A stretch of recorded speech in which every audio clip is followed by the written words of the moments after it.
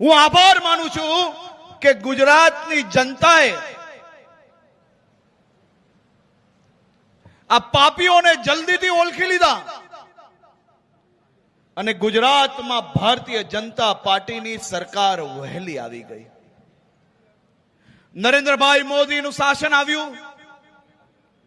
અંબાજીથી ઉમરગાંવ સુધીના સૌ એરિયાનો સોનેરી અવસર કે સોનેરી સમય ચાલુ થઈ ગયો. વનબંધુ કલ્યાણ યોજનાની શરૂઆત થાય. આદિવાસી સમાજના ઘરે ઘર સુધી લાઈટ પહોંચે, પાણીઓ પહોંચે, ગામના રસ્તા બને, ગામની અંદર મોબાઈલના નેટવર્ક આવે અને જ્યાં જ્યાં બાકી રહી ગયા હોય ત્યાં આ વર્ષે ભૂપેન્દ્રભાઈ પટેલની સરકારે જે નવા ગામો વસ્યા હોય, વચ્ચેના રસ્તામાં ના આવતા હોય નેટવર્ક, એ બધી જ જગ્યા પર મોબાઈલના ટાવર નાખી લેવાનું નક્કી કર્યું છે.